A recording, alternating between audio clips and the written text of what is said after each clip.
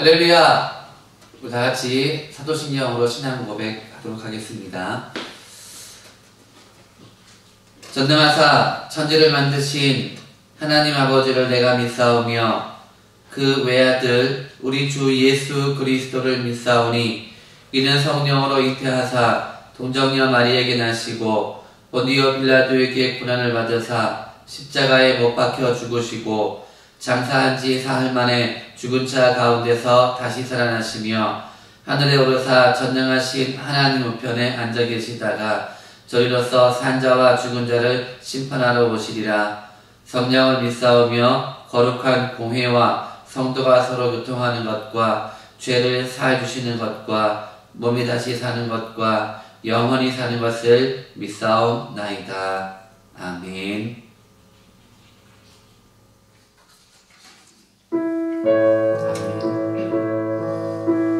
다시 사신 구세주 그렇습니다. 예수님은 다시 살아나셨습니다. 우리 믿음으로 고백하겠습니다.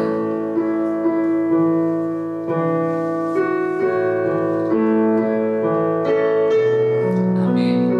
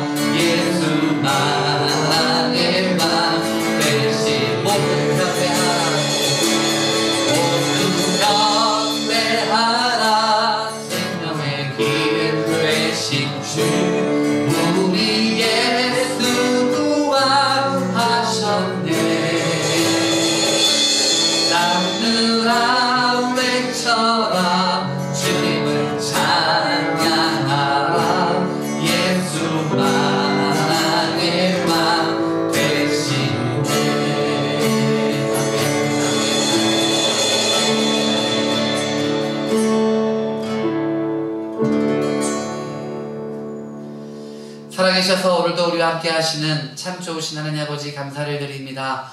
오늘 우리 가운데 부활의 주님을 허락하여 주셔서 감사를 드립니다. 우리를 위해서 이 땅에 오시고 우리를 위해서 십자가에서 죽으시고 우리를 위해서 다시 살아나신 그 예수님, 그 예수님의 살아나심을 우리가 기억하고 기념하는 부활주일을 오늘 우리 가운데 허락하여 주심을 감사를 드립니다.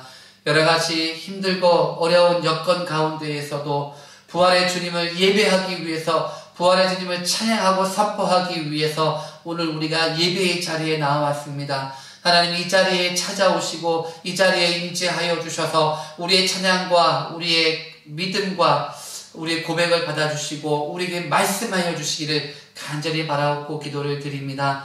하나님, 오늘 이 시대에, 이 세대 가운데 있는 코로나19라고 하는 이 무서운 질병을 우리가 보게 됩니다. 많은 이들이 하나님 고통 가운데 있고 많은 이들이 슬픔 가운데 있으며 많은 이들이 삶의 어려움 가운데 처해 있는 것을 보게 됩니다. 하나님 우리 가운데 하나님의 긍휼과 하나님의 자비를 베풀어 주셔서 하나님, 이 어려운 코로나19의 이 사태들을 잘 견디고 이겨낼 수 있도록 도와주시옵소서. 하나님, 코로나19에 걸려서 고통 가운데, 아픔 가운데 있는 이들에게는 하나님 속히 나을 수 있도록 하여 주시고, 하나님 경제적으로 또 생업에 어려움을 겪고 있는 하나님 백성들에게 하나님 그 생업에 하나님의 은혜를 베풀어 주시기를 간절히 바라옵고 기도를 드립니다. 살아계신 아버지 하나님, 이 시간 간절히 기도하는 것은 우리 새벽이슬교회 가족들을 기억하여 주시고, 하나님, 우리 새벽이슬교회 가족들의 그 신앙과 믿음 가운데에 하나님이 은혜를 베풀어 주셔서 이 땅에서 힘들고 어려울지라도 믿음만을 가지고 주님만을 바라보며 천국 소망 가지고 살아가는 삶을 살아갈 수 있도록 도와주시옵소서. 하나님, 이제 초, 중, 고등학생들이 하나님 또 인터넷으로 영상으로 수업을 하고 있습니다. 하나님, 대학생들은 이미 영상으로 수업을 하고 있는 중에 있습니다. 이 어려움을 보시옵소서. 속히 우리가 함께 모여서 공부할 수 있는 날을 주시고 또 속히 우리 가운데 함께 모여서 하나님을 예배하는 날을 허락하여 주시옵소서. 오늘도 하나님, 우리 가운데 말씀하여 주실 것을 기대합니다. 그리고 그 말씀을 우리가 마음밭에 잘 새길 수 있도록 하여 주시고 결단하게 하소서. 그리고 그 말씀대로 살아가게 하여 주시옵소서. 오늘도 주님께서 우리 예배 가운데 함께 하시기를 간절히 소원하며 살아계신 예수님의 이름으로 기도합니다. 아멘.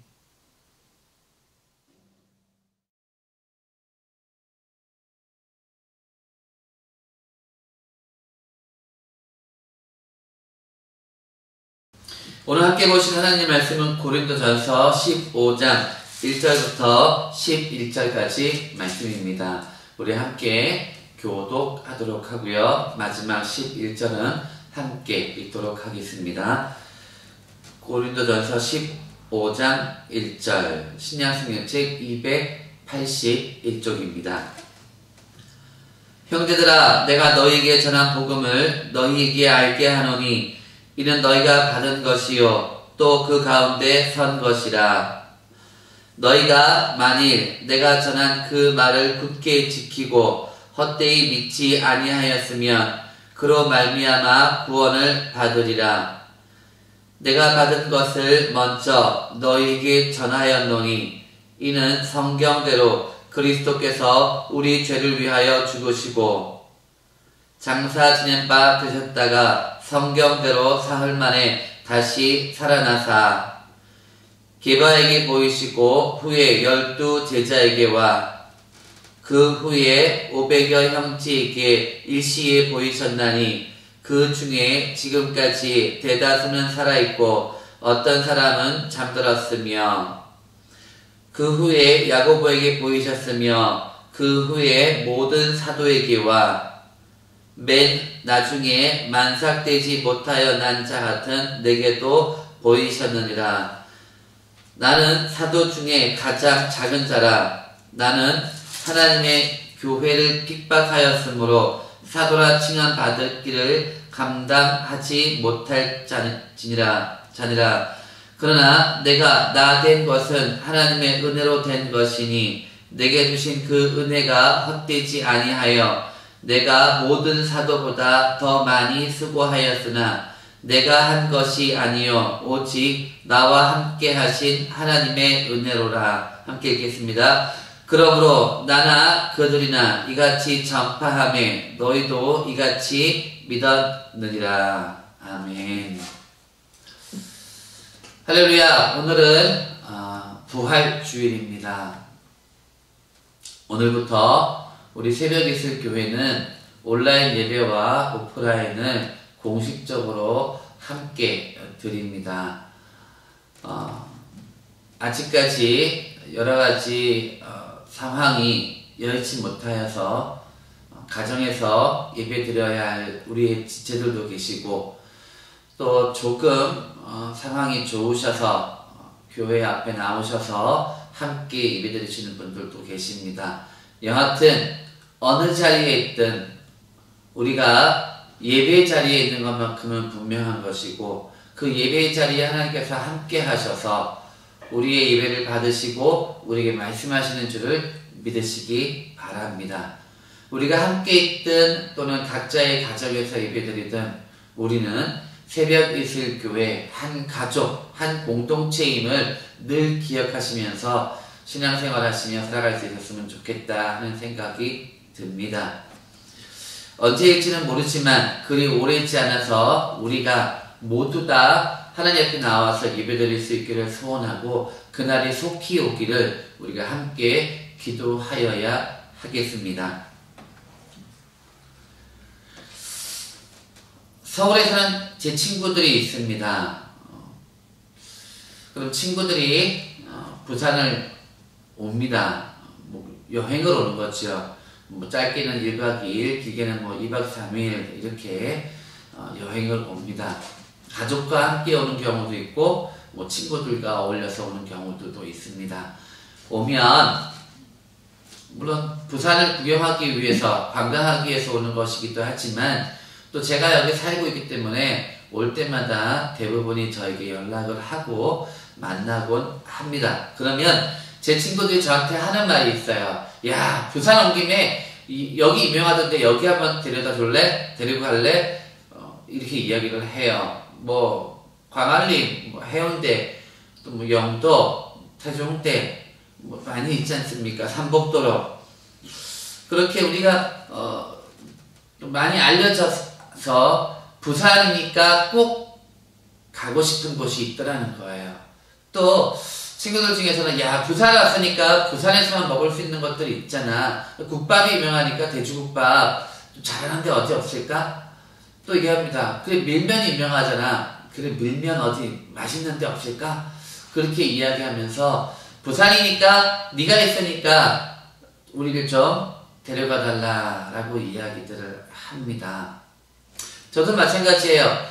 부산이 아닌 다른 도시에 사는 친구들이나 동기 목사님들을 만나러 가는 경우들이 있어요. 그러면 저도 그렇게 이야기를 해요. 야, 여기는 이게 유명하던데 우리 한번 그거 좀 먹어보자.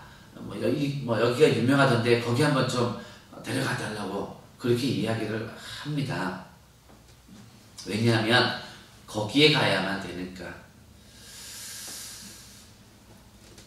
교회에는 절기라는 것이 있습니다. 뭐가 있냐고요? 성탄절이 있습니다. 부활절이 있고요. 맥주절이 있고요. 추수감사 주일이 있습니다. 성탄절 그러면 성탄절이기 때문에 우리가 성탄절 크리스마스 하면 바로 떠오르는 것들이 있어요. 뭡니까?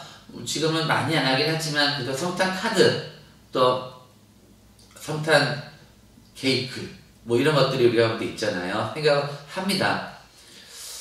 부활절 그럼 뭘 생각을 합니까? 괴란을 생각하잖아요. 부활절이니까요. 추수감사절 그러면 뭘 생각합니까? 강산에 숲이 쌓여져 있는 채소와 과일들, 곡식들 우리가 그 생각을 하고 예배가 끝나고 나면 함께 나눠 먹는 것들 그런 생각들을 우리 합니다. 왜요? 추수감사주일이니까. 그날 하면 그날에 대한 것들 우리가 볼 때 바로 떠오르는 것들이 있지 않습니까? 오늘은 부활주일입니다. 지난 한 주간 동안은 우리가 고난주간을 보냈지요. 감사하게 되어 고난주간을 우리가 이렇게 준비하면서 함께 모여서 예배드리지 못했기 때문에 고난주간을 어떻게 보내야 할까 하는 부분의 문제를 가지고 고민들을 많이 했습니다. 감사한 건 저희 신약대학원 동기 목사님들이 귀한 자료를 공유해 주셔서 그 자료를 지난 주간에 카톡을 통해서 나누어 드렸고 매일매일 묵상하시고 필사를 좀 하십시오 라고 말씀을 드렸습니다. 그리고 숙제 검사하는 것 같아서 좀 그렇긴 하지만 그래도 다 나중에 저한테 주세요 라고 말씀을 드렸지요. 다 하신 분들은 사진 찍어서 저한테 그냥 보내주셔도 되고요. 못하신 분들은 지금이라도 하셔도 돼요. 그건 꼭 그날 해야만 된다 그건 아니지만 지난 한 주간 동안 성실하게 매일매일 고난주간의 말씀을 묵상하고 고난주간의 말씀을 필사하신 분들은 그만큼 고난주간을 고난주간답게 보내실 수 있었지 않나 하는 그런 생각을 해보는 겁니다. 오늘 부활주일 우리가 모두가 다 함께 나와서 예배드리지 못합니다. 그러나 하나님은요 오늘 우리 가운데 오늘이기 때문에 주시고자 하시는 은혜가 있다는 거예요. 부활주일이기 때문에 부활주일 의미로 우리 가운데 하나님께서 주시고자 하시는 말씀이 있고 은혜가 있다는 거예요. 오늘 부활주일을 맞으면서 어떤 마음들이십니까?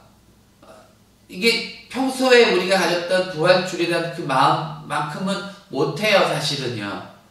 교회에 오늘 함께 예배 드리시는 분들은 교회 입구에 들어오면서 사모님이 부활주일을 기념해서 작년보다 더 정성을 들여서 마음을 다해서 고난주간 이렇게 꽃장식을 해놓으신 것 보셨을 거예요.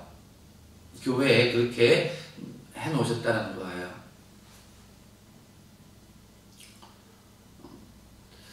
이 강대상에도 올라올 건데 오늘 영상을 하는 이 시간에는 미처 올리지를 못했습니다.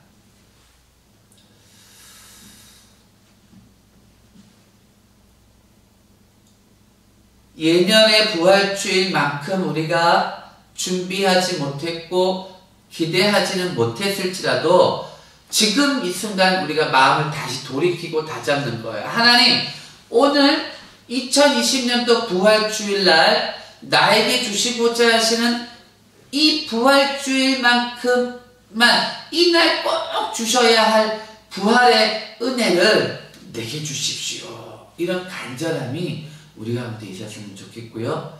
그 간절함에 하나님께서 응답하실 거라고 저는 믿습니다.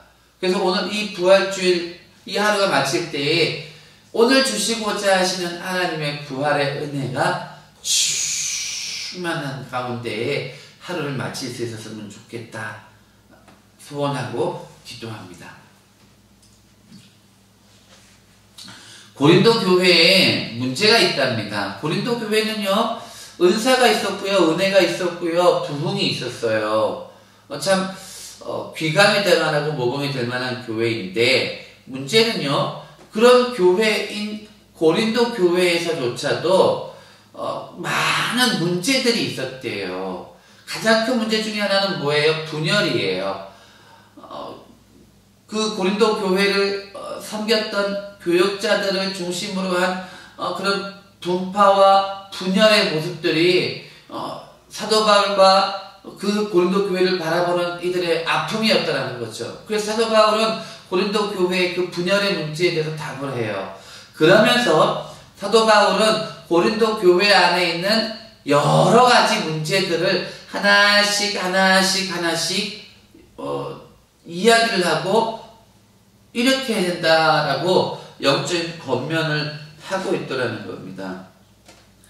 결혼의 문제에 대해서 우상 제사 드린 그 제물들에 대해서 또 공적인 예배에 대해서 쭉 이렇게 권면들을 쭉 하는데 그러는 과정 가운데에 사도 바울이 마지막으로 고린도 교회의 성도들에게 권면하는 것이 무엇이냐면 부활에 대해서 이야기하고 있더라는 거예요. 오늘 저는 사도 바울이 고린도 교회 교인들에게 당신들은 이런 문제들을 가지고 있는데 그 문제들 중에 하나가 부활의 문제인데 그 부활의 문제는 이렇게 믿으십시오. 이렇게 마음을 정리하십시오. 라고 권면하고 있는 것을 보면서 2020년을 살아가는 우리가 부활에 대해서 어떤 정리들을 어떻게 해나가야 되고 또 부활에 대한 우리의 믿음들을 어떻게 다져가야 하는지를 함께 살펴봤으면 좋겠다 하는 생각을 갖습니다. 어느 부부가 있었습니다. 이 부부는요, 부모님들이 신앙생활을 했기 때문에 믿음의 가정에서 자라가지고 또 나이가 되어서 결혼한 사람들이에요. 그러다 보니까 이분들에게는 그렇게 신앙에 대한 뜨거움이나 열정이나 충성한 신도는 그렇게 높지는 않았다는 거예요. 다만 그냥 신앙생활하는 그런 사람이었다는 거죠. 별로 좋은 모습은 아니에요. 좋은 신앙의 모습은 아닙니다. 여하튼 이분들은 그런 신앙을 가지고 있으면서 한 가지 열심인 건 있었는데 뭐냐면 아이 하나 있는데 그 아이를 잘 기르려고 했더라는 거예요. 많이 가르치려고 하고요. 뭔가 더 주려고 하고요. 다들 그렇게 하지 않습니까? 자, 이 아이가 하루는 교회를 가요. 그러면 엄마가 이렇게 교회 갔다 오면 왜 이렇게 늦게 왔어? 빨리 오지 않고 빨리 와서 공부해. 이런 스타일 부모였다라는 거죠.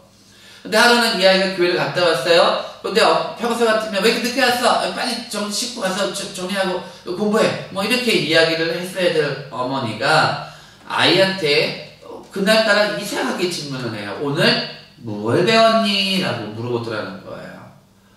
이 아이가 주일학교를 갔다 와서 평소에 엄마가 하지 않던 그 질문을 받는 그 순간 와 이거 뭔가 다르다 싶어가지고 엄마한테 그날 주일학교에서 배운 것을 이야기를 하는 거예요.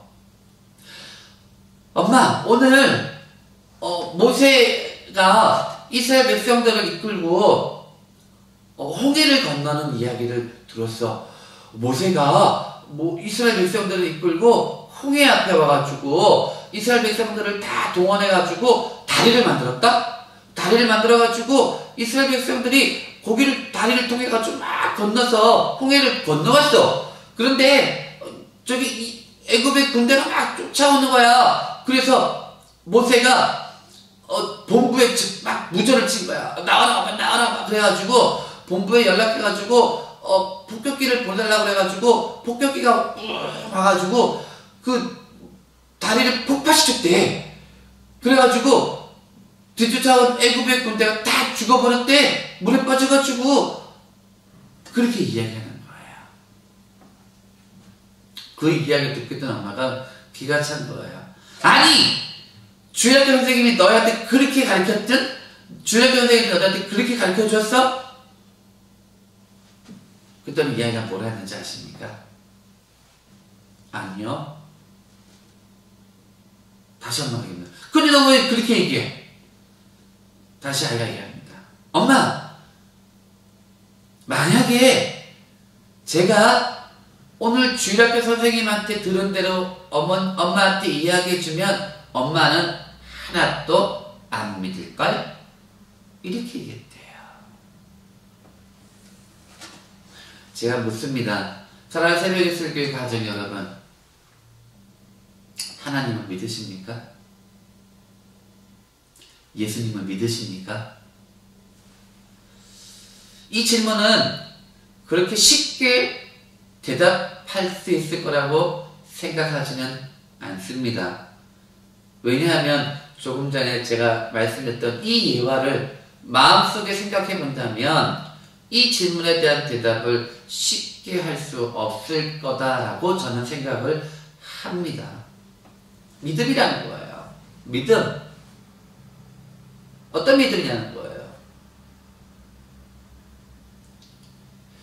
예수님을 믿으십니까? 라고 하는 이 질문 속에 도대체 어떤 믿음이냐는 거예요. 뭘 믿냐는 거예요. 어떻게 믿냐는 거예요. 수많은 것들이 거기에 따라가고 있다는 것들을 보시는 겁니다. 1859년도에요. 여름입니다. 미국과 캐나다를 같이 있는 나이아가라 폭포가 있지 않습니까?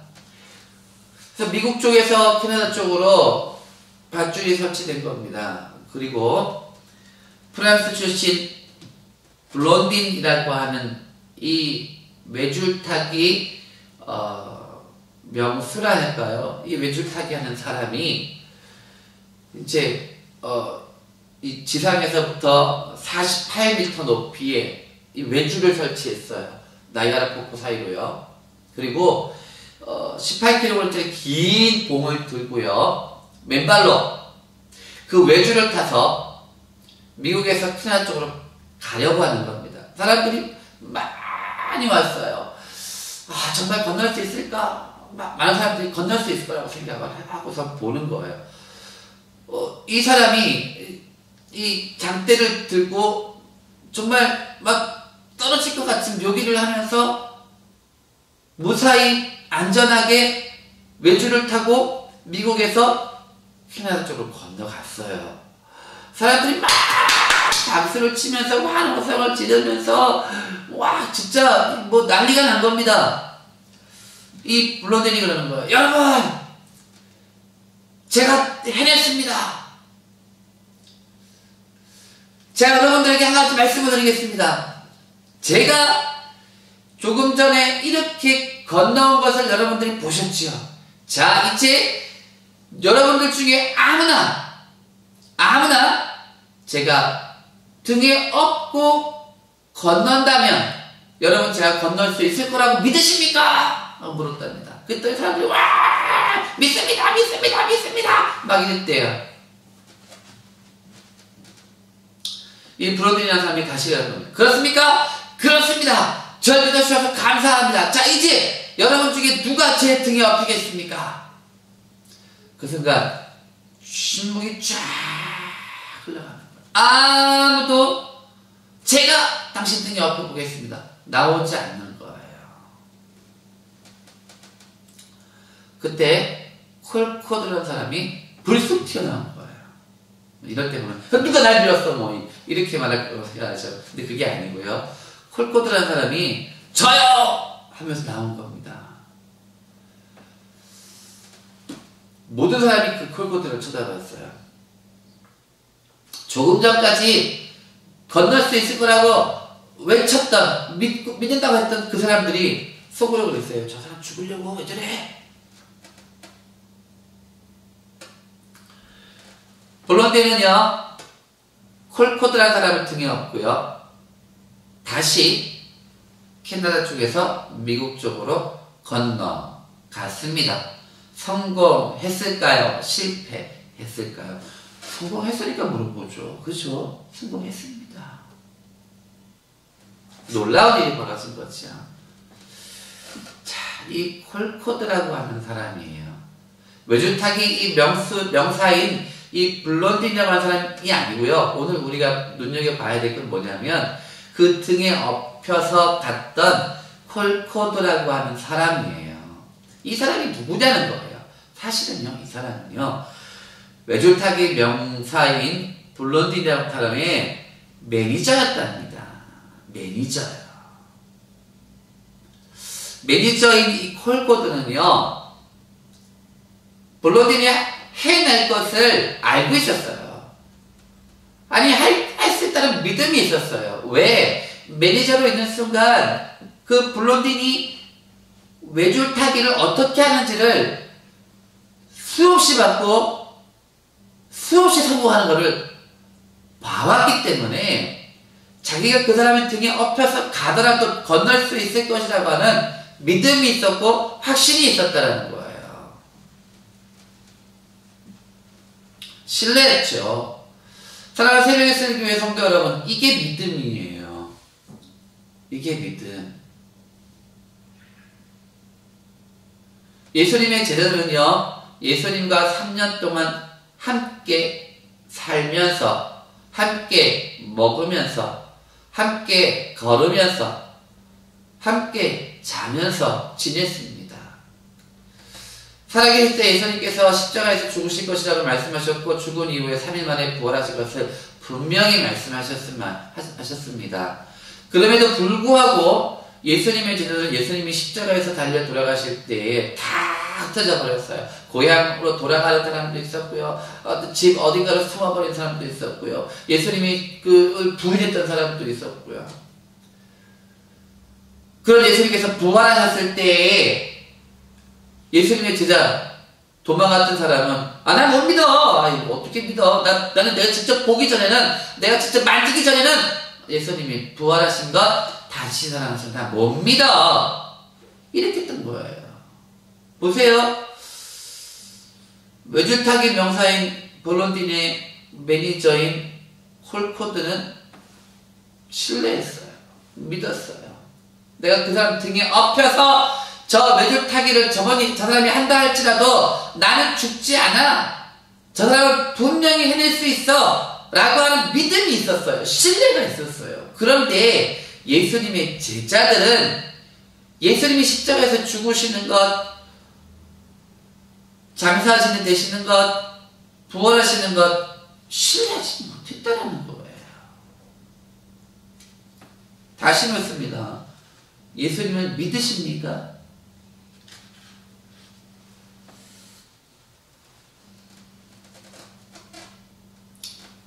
신앙의 양심에 손을 얹고 대답해 보는 겁니다.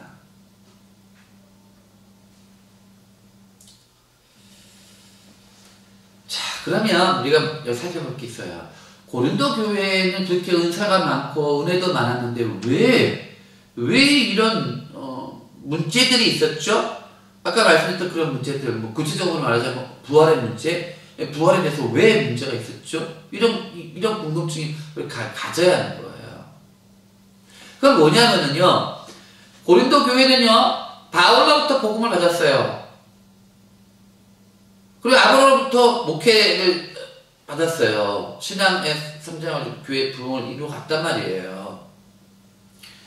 믿음이 잘 들어왔어요. 복음이 잘 들어왔어요. 잘 자랐어요. 그런데 어떤 문제가 생겼냐면 고린도 교회 안에 헬라 사상이 들어왔어요.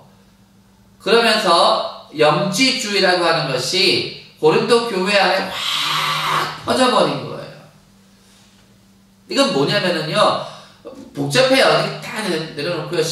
좀 그래도 제가 이해한 대로 그냥 말씀을 드리면, 이 영지주의는 그럴 거예요. 인간은 영과 육이 있는데 인간의 육체는 악하다, 더럽다, 추하다 이렇게 보는 거고요. 인간의 영은 선하다, 거룩하고 성결하다 이렇게 보는 거예요. 그래서 인간의 육체는 더럽고 추하고 악하기 때문에 막 불러도 돼, 함부로 해도 돼, 음란 저질러도 돼, 다 필요 없어, 그냥 그렇게 살아도 돼 이렇게 보는 거고요. 오로지 영만 선하고 거룩하고 청결하고 이렇게 하면 돼 라고 여겼다라는 거예요. 자, 그런데 문제가 뭐냐면요, 예수님의 부활 같은 거, 다른 게 오늘의 문제가 아니니까요. 고린도 교회에 있었던 이 부활의 문제만을 놓고 봤을 때 왜 그러냐는 거예요. 왜 그 부활의 문제에 대해서 이렇게 의심하게 되는 거죠. 그거는 의심하고 왜 부인했냐면은, 아니 그렇게 악하고 더럽고 추한 그 육체를 가졌던 인간이 죽었다가 다시 살았는데 그 육체를 그대로 갖고 다시 부활한단 말이야? 물론 아니지요. 아닌데 그들 그렇게 믿었다라는 거예요. 그러니까 아니 그럴 바에 나 부활 안 해. 다시 취하고 더럽고 악한 육체로 다시 부활한다고? 에이, 나 그런 부활 안 할래.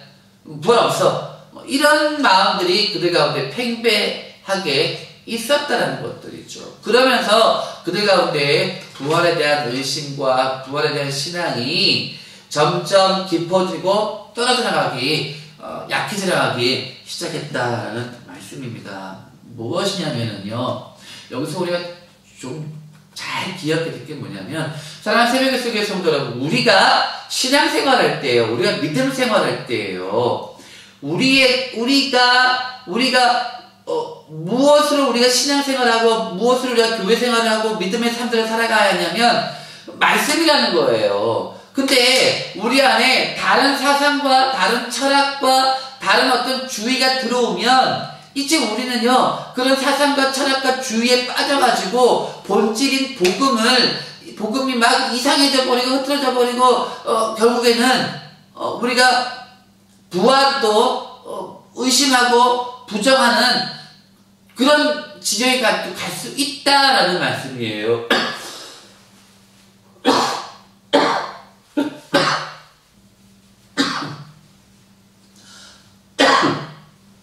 죄송합니다. 저 코로나 아닙니다.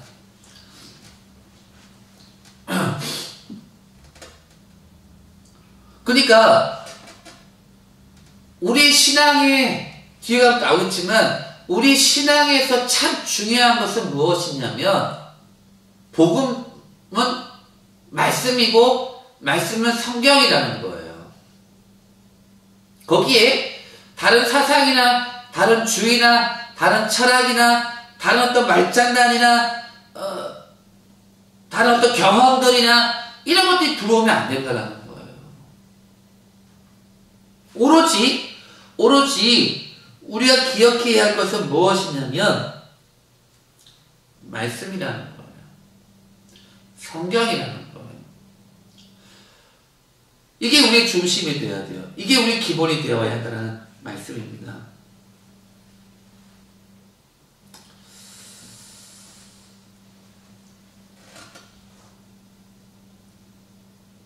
지난 주간에 저는 참 감사한 문자를 하나 받았습니다. 그 문자의 내용은 바로 이런 거였습니다. 목사님, 오늘 실실한 마음으로 성경 1독을 마쳤습니다. 똥똥똥똥 그 뒤에 다음 내용 나옵니다. 지금이 4월달이잖아요. 4월인데 성경 1독을 마치셨다고 저한테 감사의 문자를 보내신 거예요. 이런 문자를 받을 때마다 제가 찔리고요. 제가 부끄럽습니다. 저도 아직 그렇게 1독을 못했는데 말입니다. 사랑하는 새벽의 설교회 성도 여러분, 다른 사상이나 다른 철학이나 다른 주의나 우리 어떤 경험이나 우리의 지식이 우리 안에 들어오는 것이 아니라 우리의 신앙생활은 우리의 믿음의 삶은 온전히 성경을 중심으로 가야 하는데 할 수 있다면 성경을 좀 읽으셨으면 좋겠어요. 주보에 우리 성경 1독 나가지 않습니까? 저도 때로는 빠질 때가 있고요. 부족할 때가 있어요. 연초에 시작할 때 우리가 분기에 좀 점검을 해가지고 시상이라도 할 수 있었으면 좋겠다라는 말씀들을 드린 것 혹시 기억하십니까? 그렇게 진행을 하고 있는 중인데 이 코로나 때문에 우리 모두에게 리듬이 좀 깨져버렸어요. 그래서 이 부분은 다시 제가 고민을 해봐야 될 부분의 문제이긴 한데 성경 1독표를 내어드리는 이유는 성경을 우리가 읽어야 한다는 거예요. 성경을 가지고 우리 믿음의 삶을 살아가야 한다는 거예요. 그렇게 안 하면은요, 어떤 사상과 철학과 주의나 경험이 들어와서 우리의 믿음을 흐트러 놓고요, 우리가 바로 살아가지 못하도록 한다라는 거예요. 고린도 교회처럼요. 제 핸드폰에 사랑하는 새벽의 수의 성도님들한테 추천해줄 만한 앱이 하나 있습니다. 드라마 바이블이라고 하는 성경 앱이에요. 플레이스토어 하셔서 드라마 바이블 치시면 나옵니다. 그걸 다운받으시면요, 거기에 우리가 알고 있는 이런 배우들이, 성우들이 성경을 우리가 마치 스토리텔링처럼 이렇게 해놨어요. 그래서 쭉 들으면 도움이 돼요. 차분하게 앉아서 성경을 읽을 수 있는 상황이 안 된다면 운전하는 중이라도, 또는 버스 타고 가는 중이라도, 지하철 타고 가는 중이라도, 걸어가는 중이라도 음악 듣지 말고 우리가 뭐 읽지 못하면 듣기라도 해야 되지 않겠습니까? 그렇게 해서라도 성경을 읽으시면 좋겠다. 이게 새벽 이슬 교회 담임된 목사로서의 권면입니다. 자, 오늘 말씀에서 보면요, 사도 바울은요, 부활 문제에 대해서 답을 이야기하면서 무엇을 이야기하냐면요, 복음이란 이겁니다 라고 이야기를 해요. 복음이란 이겁니다 라고 이야기하는 게 있더라는 거예요.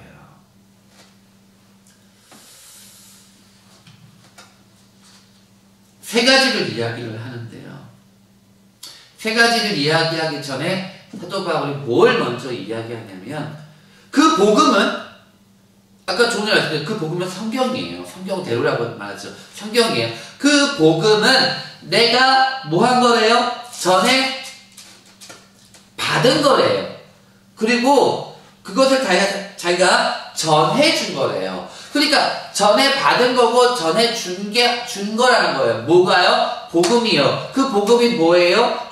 다시 좀 더 말씀드리지만 성경에 있는 대로래요. 성경이래요. 근데 그 성경에 있는 대로 성경에서 말하는 그것을 이제 바울이 하나씩 세 가지를 이야기를 하는데, 그걸 말씀드리기 전에 받은 것 전에 주었다라고 이야기를 하고 있습니다. 뒤에 가서 말할 수 있는 기회가, 나눌 기회가 좀 시간이 있을지 모르겠지만, 사도 바울이 먼저 이야기하고 있잖아요. 내가 전에 받은 거야. 내가 받은 거야. 근데 내가 받은 것을 내 안에 이렇게 내 안에 고여놓지 않고, 내 안에 막 담아놓지 않고, 내 항아리에 눌러놓지 않고, 내가 그걸 당신에게 전해 주었어. 이렇게 이야기하고 있더라는 거예요. 전해 주었다라고 말씀하고 있죠.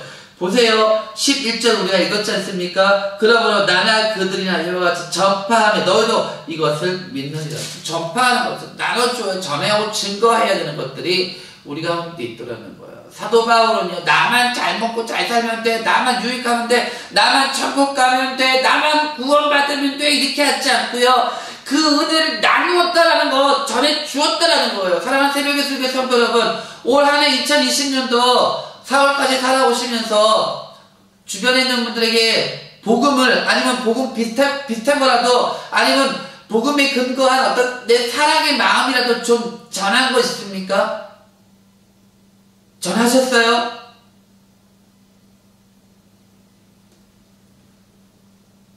아, 좋다 이거예요. 그럼 지난 시간까지 빼놓고 올 남아있는 2020년도 우리가 좀 받았잖아요. 복음을 받았잖아요. 사랑을 받았잖아요. 하나님의 자비와 긍휼하심을 받았잖아요. 여하튼 구원의 은혜를 받았잖아요. 그 받은 것 전해줘야 돼요.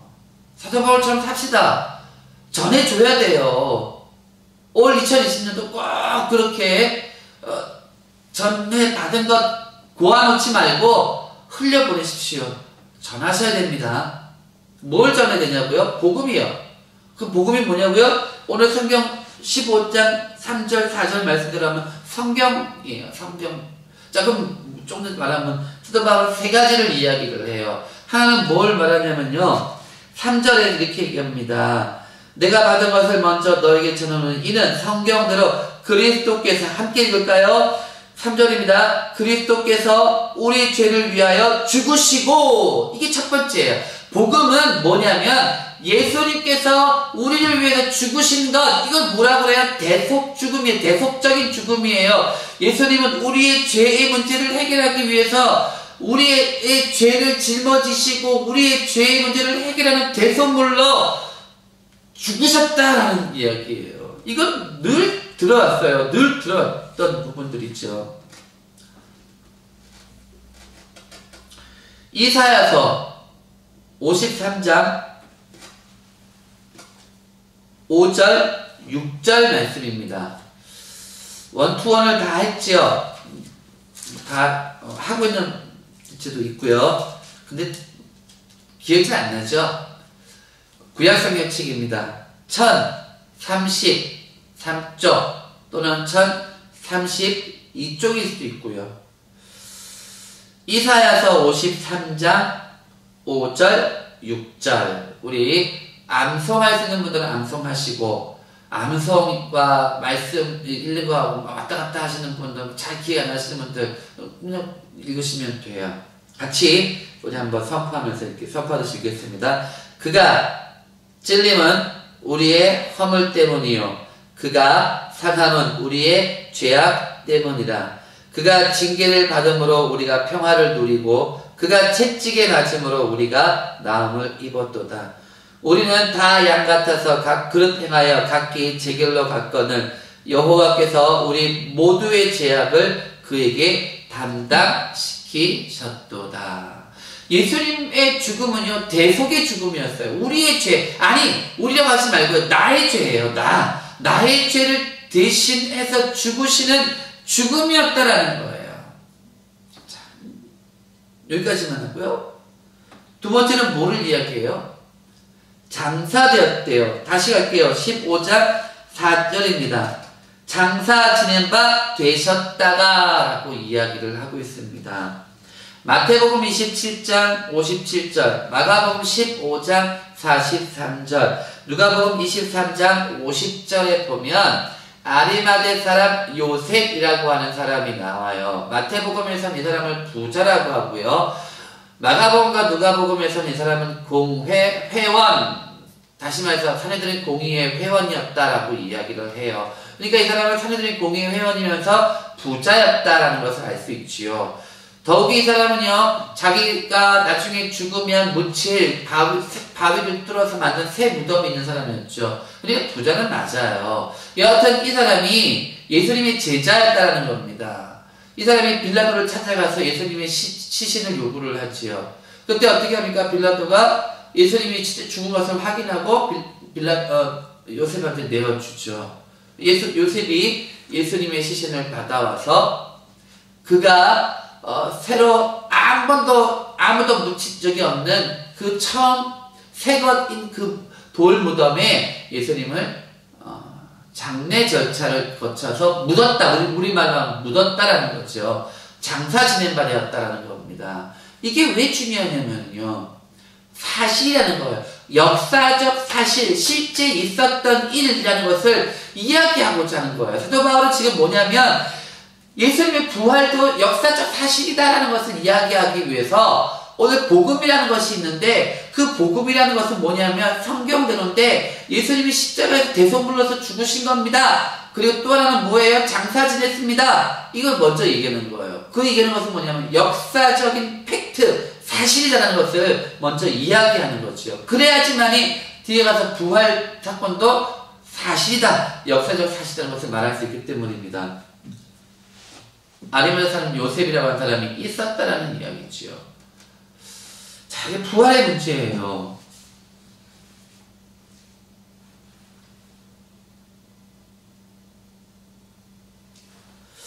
사도 바울이 고린도 교회 교인들에게 이 부활에 대해서 어떻게 이야기해 줄까? 이런 의심이 있고 이런 부정하고 있는 것들이 있는데 어떻게 하면 이들에게 예수 그리스도의 부활하심과 성도의 부활에 대해서 이야기를 해주고 그들 마음을 돌이키고 온전한 부활 신앙 가운데 천국 소망을 가지고 살아갈 수 있게 할까 고민하지 않았을까 하는 생각을 해보는 겁니다. 그 방법은 한 가지예요. 확실한 증거를 제시하면 되는 거예요.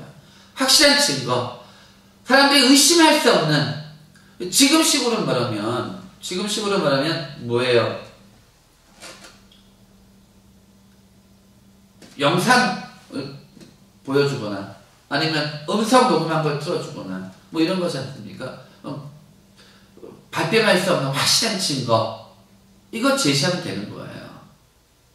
또 바울은요, 고린도 교회 교인들에게 이론이 아니라 팩트를 주고 싶었어요. 역사적 사실을 이야기하고 싶었어요. 그게 뭐냐는 거예요. 그게 오늘 말씀에서 말하는 거죠. 5절부터 쭉 이야기하는 거죠. 사람들을 이야기해요. 게바 누구죠? 베드로입니다. 베드로가 예수님 부활하신 것을 봤다잖아요. 예수님의 12제자가 예수님 부활하신 걸 봤다잖아요. 그리고 500여 형제가 일시에 부활하신 예수님을 봤다지 않습니까? 성경에서는 이 500여 형제가 어떤 상황에서 예수님 봤는지에 대해서는 얘기하지 않고 이들이 봤다라는 것만 얘기를 하고 있어요. 그리고 또 예수님의 형제 야고보도 예수님이 부활하신 것을 봤다잖아요. 그리고 또 결정적인 건 제가 봤어요. 제가 예수님 부활하신 것을 봤다니까요. 라고 이야기하는 거예요. 그 그 500의 형제 중에서는요, 대다수가 지금 살아있어요. 그 고린도전서가 쓰여진 게 AD 54, 55년쯤이거든요. 예수님이 죽으신 지 지금 그렇게 많은 시간이 지나지 않았어요. 예수님이 부활하신 것을 목격한 사람들이 지금 살아있을 나이라는 거예요. 그렇게 사도 바울이 뭐라고 얘기하는 거냐면, 못 믿겠어? 그럼 내가 그 사람 데리고 와서 내가 직접 그 사람이 얘기하는 것들 보여줄게, 들려줄게. 이렇게 얘기하는 거예요. 그러니까, 본 사람, 증인이야, 증인, 목격자라는 거예요. 지금은 그러게 잘 안 걸려요. 왜냐하면 CCTV가 워낙 많이 도로하고 골목마다 많이 있기 때문에 그런 현수막이 잘 안 보입니다. 왜냐하면 CCTV로 다 찍고 있기 때문에 보면 돼요. 사고가 나면, 교통사고 같은 것도 나면은요. 근데 CCTV가 보편화되기 이전에는 어떤 것들이 많이 있었어요? 그 거리마다 종종 봤던 것이 뭐예요? 몇 달 며칠 무슨 차와 무슨 오토바이가 오토바이 사고를 목격하신 분이 계십니까? 목격하신 분들은 땡땡땡땡으로 연락을 주시면 후사하겠습니다. 이런 현수막 많이 봤잖아요. 왜요? 증인이거든요. 본 사람이거든요. 증인, 그 본 사람의 그 말 한마디가 가해자와 피해자를 확정하거나 바꿀 수 있기 때문이라는 것들이죠. 그렇습니다. 지금 사도 바울이 고민한 것은 뭐냐면, 고린도 교회 사람들이 예수님의 십자가에서 죽으심과 부활, 장사 지내심, 그리고 부활하심, 이거 내가, 이 사람들이 있지 않습니까? 이 사람들이 증인입니다. 라고 이야기하고 있는 거예요. 더 이상 뭘 보자는 거죠. 사랑하는 새벽의 설교회 성도 여러분, 예수 그리스도의 십자가에서 죽으심과 장사 지내심, 그리고 사흘 다시 살아나심의 그 부활의 역사는 팩트였고요, 역사적인 사실이었다는 것이죠. 그래서 그 역사적으로 분명히 있었던 것을 증명하기 위해서 사도 바울은 지식을 가져오거나 철학을 가져오거나 자기 자신의 그런 유능한 어떤 지적인 것들을 말의 어떤 논리를 이야기한 게 아니고 실제로 본 사람들을 이야기하면서 이 사람이 봤다잖아, 이 사람이 봤대 라고 이야기하고 있는 거죠.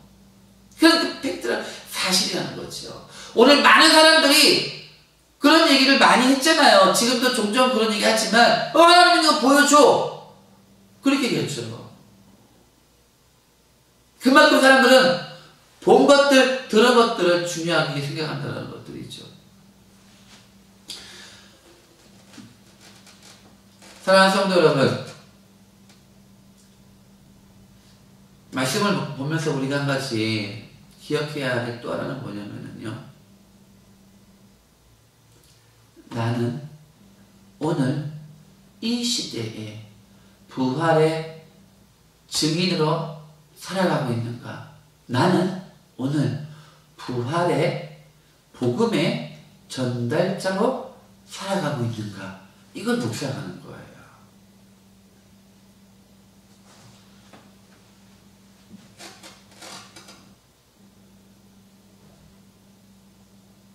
오늘 우리가 살아가면서 처음 드렸던 말씀처럼 예수님을 믿으십니까? 예수님의 부활하심을 믿으십니까? 네! 예수님의 부활하심은 역사적인 사실입니다. 라는 것 말씀을 드리면서 거기에서 그치는 것이 아니고 이제는 우리가 뭘 묵상하고 결단해야 하냐면 2020년도 한 해를 살아가는 나는 게바처럼 예수님의 12 제자처럼 500여 형제처럼 그리고 야고보처럼 그리고 사도 바울처럼 예수 그리스도의 부활하심을 증거하는 증인의 삶을 살아가야겠다라는 결단과 결심을 하자는 겁니다. 방법은 여기서 다 이야기할 수 없어요. 그러나 우리가 살아가면서 이 복음의 증인의 삶들을 살아가는 것, 너무 지금 못하고 있어요. 안 하고 있잖아요. 사랑하는 새벽의 성교 성도 여러분, 다시 말씀드립니다. 올 2020년도 한 해 저도 그렇고요. 우리 모두가 다 같이 예수 그리스도의 부활하심을 증거하는 증인의 삶 살아갑시다. 그럴 때 이 땅에 예수 그리스도의 부활하심을 믿는 이들이 주께로 돌아오게 될 것이고 주를 예배하는 그 놀라운 은혜와 역사가 일어날 줄로 믿습니다. 초대교회 성도들의 신앙의 고백은 바로 이거였습니다. 예수님이 우리의 죄를 위해, 죄의 문제를 해결하기 위해서 십자가에서 죽으시고 장사 지내시고 다시 부활하셨습니다. 그 신앙 고백이 어디 있습니까? 사도신경 안에 있지 않습니까?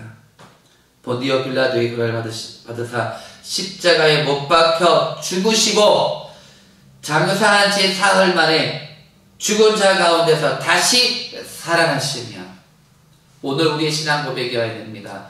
그냥 예배 때 부르는 낭독하는 것이 아니라 우리의 삶의 신앙 고백 되는 그런 하루가, 그런 한 해가, 그런 인생 되기를 주님의 이름으로 축원드립니다. 기도하겠습니다. 사랑하는 받으신 아버지 하나님, 우리 사랑하는 새벽의 교회 성도님들이 부활의 증인의 삶들을 살아갈 수 있도록 하여 주시옵소서. 우리가 본 것이 아닙니다. 우리는 성경을 통해서 그 부활하심을 믿게 됩니다. 게바에게 보여주셨고, 12 제자에게, 500의 형제에게 보여주셨고, 야고보에게 보여주셨고, 사도 바울에게 보여주셨던 것처럼 오늘 우리 가운데도 하나님 예수 그리스도의 부활하심을 보여주시옵소서. 그리고 그것을 우리가 증거하는 그런 증인의 삶을 살아가게 하여 주시옵소서. 감사를 드리며 살아계신 예수님의 이름으로 기도합니다. 지금 우리 주 예수 그리스도의 은혜와 하나님 아버지의 사랑하심과 성령님의 인도하심이 주 앞에 나와 예배드린 사랑하는 주의 백성들 머리 위에 지금부터 영원토록 함께 있을지어다.